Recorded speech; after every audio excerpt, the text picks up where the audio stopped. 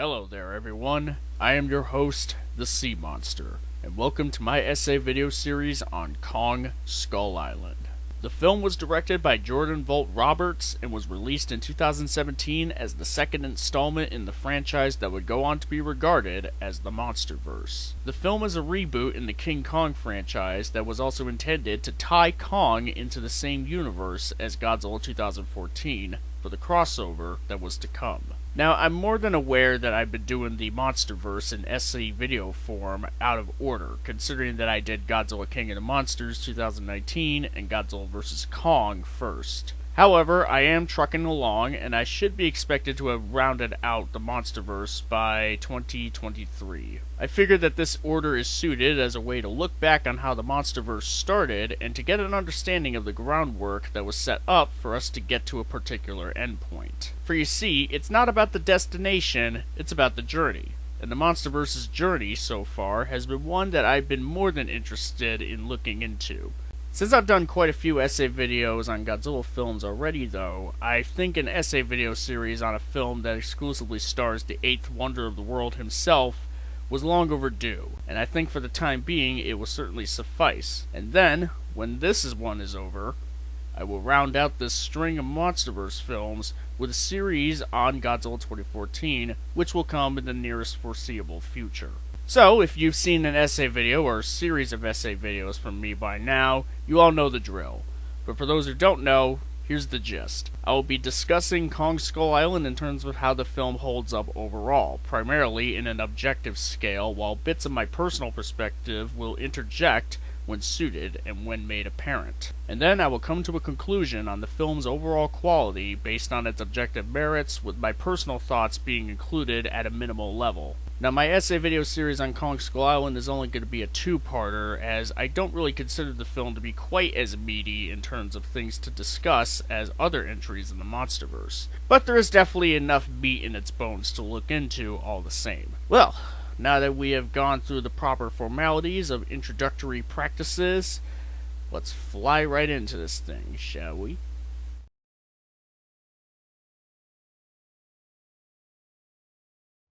The premise for Kong Skull Island is pretty straightforward. In fact, it bears somewhat of a resemblance to other Kong-based storylines, but with a bit of a twist. The year is 1973, the Vietnam War is at an end, and Monarch, the organization that we see prominently throughout the MonsterVerse, is on the verge of being shut down by the government. William Randa, played by the great John Goodman, proposes and gets approval of conducting an expedition of a newly discovered and mysterious island, known as Skull Island. He and his assistant, Houston Brooks, are able to get approval from a U.S. senator through convincing him of the possibility that the Soviets might get to the island first, due to them getting satellite imagery of it as well. Up until we get to the island, however, we meet a huge cast of characters, including, but not limited to, Conrad, an expert tracker played by Tom Hiddleston, Weaver, a field photographer who shares anti-war perspectives, played by Brie Larson, and Colonel Preston Packard, played by Samuel L. Jackson, who leads a squad, known as the Sky Devils, to accompany the expedition, as well as various soldiers who make up the group, who just came off of Nam and are about to embark on what is expected to be their last mission before they get to return home. Once they get to Skull Island, the expedition starts dropping seismic charges down in order to get a full layout of the island. However, their arrival and immediate disturbing of the island's habitat provokes the wrath of Kong, the last of a species of kaiju-sized ape-like beasts, and the island's king. And the expedition finds itself stranded with quite a few of their own killed as a result. The attack even gives Packard motivation to hunt and kill Kong in a Captain Ahab sort of way. The expedition, looking for a way to get out of Skull Island alive by getting to an extraction zone, then meets Hank Harlow, played by John C. Reilly, who was an old World War II pilot who has been stranded on the island for almost 3 decades. Who also gives them insight on how Kong is the island's protector and only hope against a deadly species of creatures called skull crawlers that threaten to overrun the island, which had been awakened by the seismic charges from earlier. The film's storyline isn't the deepest that one could get from a monster movie, or a King Kong movie, or even a movie set in the MonsterVerse, but it's still well executed in the long run. It takes the classic story of a group of people discovering and exploring an uncharted island filled with exotic life forms, both docile and dangerous, though mostly dangerous, only to alter it and even subvert many of its story elements and settings in order to make it fresh and pretty good in its own right. It pays respect to the past while still doing its own thing. As far as characters are concerned, Kong Skull Island features a large cast of such, some admittedly serving as not much more than cannon fodder, but there are others who certainly stand out, so I think we should take a look at the standouts first, especially the two who have the most going on in terms of character work. First, let's talk about the human antagonists of the film. Preston Packard is a U.S. colonel who is unable to accept and move on from the humiliation of his country losing the Vietnam War. Having nothing to return home to, he doesn't hesitate or even sleep on accepting Randa's request for military backing for the trip to Skull Island. However, once the expedition is attacked by Kong, and with many of his men dead as a result, Packard finds himself in what he perceives as a new war, this time with Kong, just to prove that he, as well as his men, can win, as well as to regain a misguided sense of glory. His encounter with Kong and the knowledge that he gained of something much greater than him, much greater than mankind itself, layered on top of his pride being hurt by his country's loss from the war, would go on to send Packard down a path where he was going to find himself a fight that he could win, even when nothing would be gained from it in the end except his own pride. He goes on to even use the deaths of his own men as justification for going after Kong, even though Kong was just protecting his home from beings that were encroaching on it. Packard's quest to regain that pride by killing Kong would go on to be his undoing, and it's his refusal to accept failure and to move forward, compounded by his refusal to accept that the world is bigger than his quarrels, which results in both the deaths of more of his men by the Skullcrawlers and his own at the hands of Kong. Colonel Packard is a compelling human villain who is ruthless and uncompromising in what he deems as his mission, regardless of how much worse his mission would make things should he fully commit to it, which stems from how much of a toll the Vietnam War has had on him and his pride. So now let's take a look at the film's other biggest standout, as well as what I would argue to be the strongest character in the film in terms of writing, and that is Hank Marlowe. Marlowe was a fighter pilot from World War II who was marooned on Skull Island after a dogfight with Japanese pilot Gunpei Akari. During a bout of melee combat, the two encounter Kong, who interrupts their fight, and as a result of realizing their situation, Marlowe and Akari set aside their differences in order to survive on the island, use the wreckages of their respective planes to build a makeshift boat as a potential means to get off the island, and eventually become friends while living amongst the Iwi tribe. Sadly, Akari would go on to be killed by a skullcrawler, and Marlowe finds himself still trapped on the island, and having given up any hope of escaping it. The arrival of Conrad, Weaver, and the rest gives Marlowe hope to escape and a motivation to get his chance to reunite with his wife and finally meet his son, who was born while Marlowe was off fighting in the war. As the plot goes on, he serves as the most prominent outlet for the film's comedic relief, where many of his humorous moments stem from his way of coping with being trapped on Skull Island for 30 years, while still maintaining an undercurrent of how much of a toll it has had on him. He goes on to be less comedic when he and Conrad's side of the expedition are able to get the boat moving. From that point forward, his comedic moments mainly come from his way of warning people of the various dangers in the island, such as about giant ants that live in the trees. He also ends up being the most vocal member in Conrad's expedition regarding the matter of Kong's survival, and he ends up butting heads with Packard, who pretty much sees to destroy him. After his trek out of the island, Marlowe has a heartfelt reunion with his wife and finally meets his son, who is fully grown and is able to live a post-war life at long last, with a hot dog and beer in hand, watching a Cubs game, as he had dreamt of having during his time on the island. Marlowe is the opposite of Packard in just about every way. Whereas Packard has nothing to go home to, is unable to move on from the Vietnam War, and uses the deaths of his men as motivation for killing Kong at any cost, regardless of Kong's importance in Skull Island's ecosystem, Marlowe understands that importance, has something to come home to and to live for, and is willing and able to move on from World War II and even become friends with a former rival, so that they could survive and perhaps one day return to their homes. Speaking of Ikari, there's actually quite a bit to extract from Marlowe regarding his friendship with his former rival, even if it's from a few lines of expositionary dialogue. Despite being on two opposing sides and taking part in a war, they were both just two men trapped on an uncharted, dangerous island, and after seeing Kong, they both quickly realized that the war is no longer relevant to their situation, as the world is much bigger than their conflict when it's all said and done. As a result, they go on to become friends during their time on the island, to where they would not only work together in building a means to get off the island, but also to where they would vow to never abandon each other. When Ikari was killed, however, it was as if a part of Marlowe had died with him as well, as he had spent a good portion of time reconciling with him. Nonetheless, he is given a chance to return home and take with him Ikari's sword, a significant piece of memoriam, which he would even go on to use in fighting against one of the very creatures that killed Ikari. So with all of this into account, Hank Marlowe is the best, most realized character in the whole film, and easily earns his place as the heart and soul of the film. While the rest of the human cast doesn't quite stand out as much as Packard or Marlowe do, there are still a good chunk of them that are worth highlighting here. James Conrad is a former member of the Royal Air Force and is an experienced tracker, hence his significance in the expedition's survival once they are all marooned, as he is able to determine where they need to go for extraction.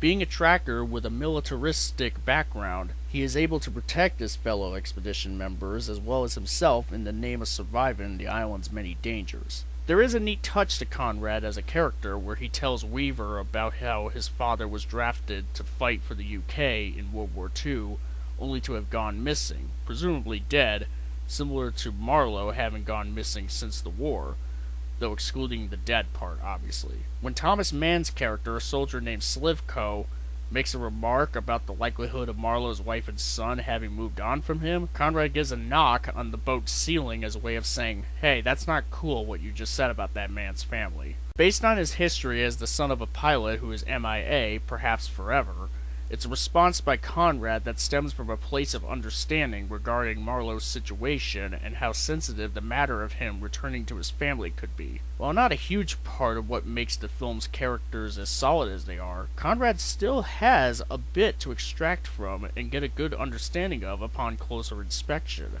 Next we have Mason Weaver, a field photographer who went to Vietnam to take photos of the war that was going on. She's the character from the expedition who goes on to be the closest to gaining Kong's goodwill. She meets Kong in person when she tries to free a skur buffalo from some wreckage, only for Kong to intervene and literally give her an extra hand. Then Weaver meets Kong later on a mountain where he gets close enough for her to gently place her hand on his face, giving him a strong impression that she is not an enemy, to the point where he is willing to save her from drowning and from being devoured by Ramarak later on.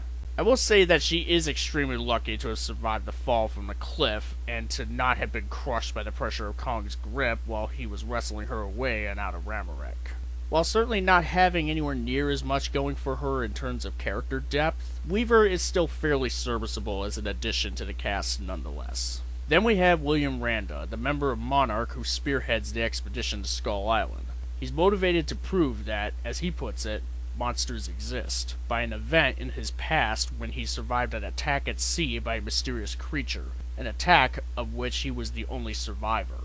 He seeks to prove this fact before humanity finds itself supplanted by titans from the top of the world. Later on in the film, there is a moment where he stares at Kong's bloodied handprint on a plateau and looks at his own bandaged hand and begins to realize the parallel of how similar Kong may be to humanity.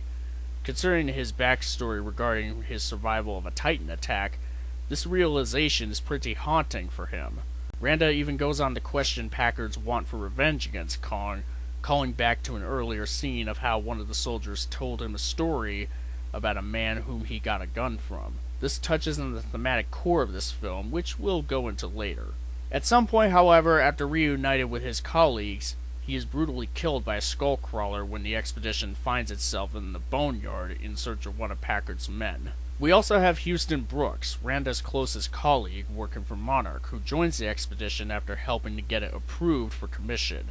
He always believed in the concept of the Hollow Earth's existence and goes on to work with Randa in order to prove it, as well as prove the existence of Skull Island and its various wildlife. Sometime after the expedition, Brooks goes on to run a meeting with Conrad and Weaver, who have been taken in by Monarch, to discuss with them the existence of other larger-than-life creatures like Kong, while presenting a reel of footage featuring cave paintings that illustrate such creatures, where the film foreshadows events that are to come. Events that will occur in a film that I happen to have also already covered and praised to high heaven. Wink wink. Houston Brooks would go on to return for a cameo in Godzilla King of the Monsters 2019, where an older version of himself would be played by Joe Morton. We also had the various soldiers who make up the Sky Devil Squadron, who each had some quirks or distinct personalities playing off of each other, as well as providing amusing commentary about their situation. For instance, a running quirk, which they stick to over the course of the film, is express how their experience in the expedition has been going, starting with the phrase, "Dear Billy." As the film progresses, each instance being much bleaker and more sad than the last, until the soldiers come across Chapman's journal, after learning of his unfortunate demise. We also get a good sense of camaraderie amongst these soldiers earlier in the film, as well as throughout their time on the island, so that when any of them die, it becomes emotionally affecting. So Kong Skull Island has a pretty solid cast of characters.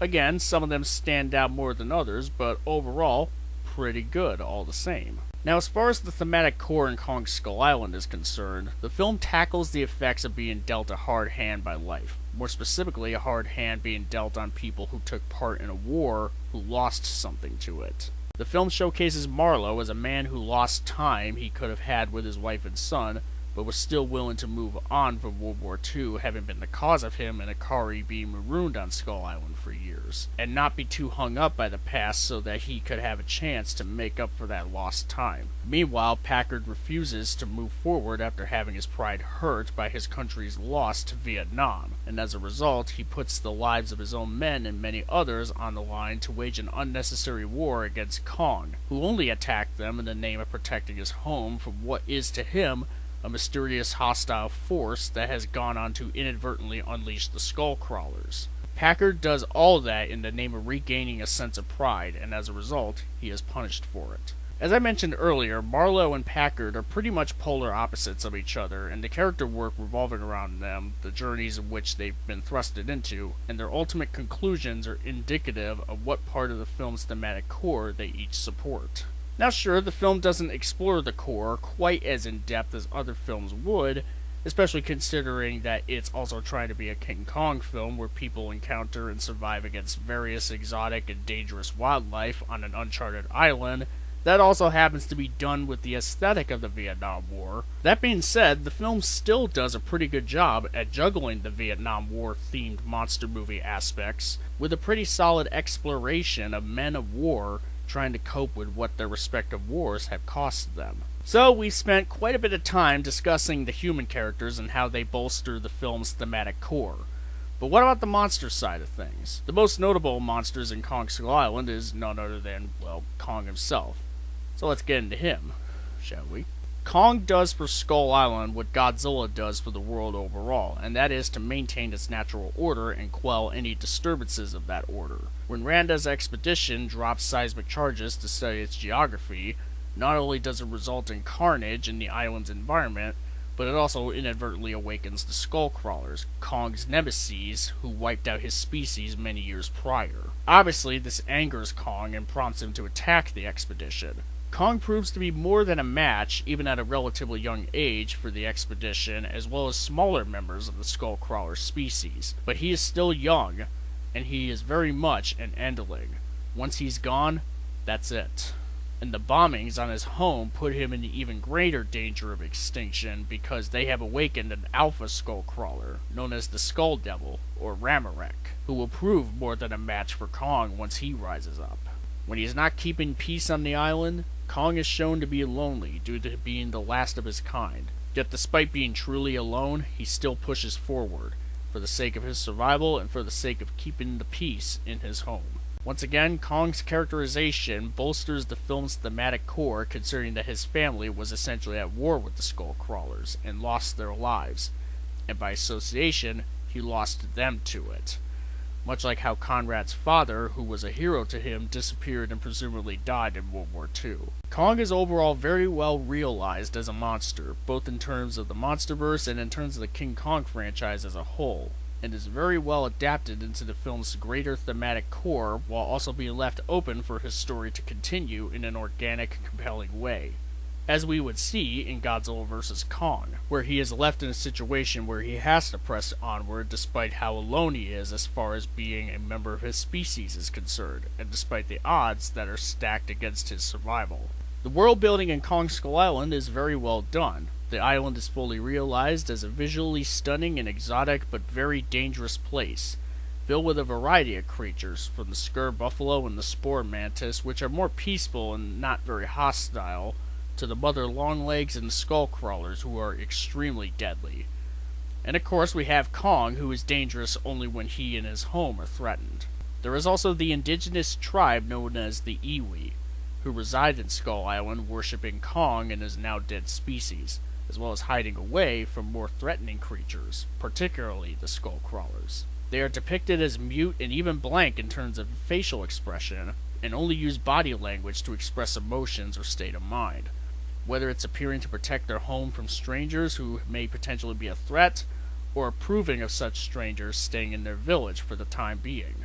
The environment of Skull Island is very exotic, especially considering the film calls back to various Vietnam War films, Apocalypse Now being among the most clear of examples. From various mountains and plateaus, some of which we see Kong climb and jump on, to muggy swamps and bamboo jungles, such as the one where Packard and his group encountered the mother longlegs, to the boneyard where the remains of Kong's ancestors reside and where the skull crawlers call home. We also see some really good use of environmental storytelling by this film, from indicators of Kong's tragic backstory to the various shipwrecks which detail of just how many people had found themselves stranded on the island before Randa and company even entered there in the first place, or even before Marlowe got there.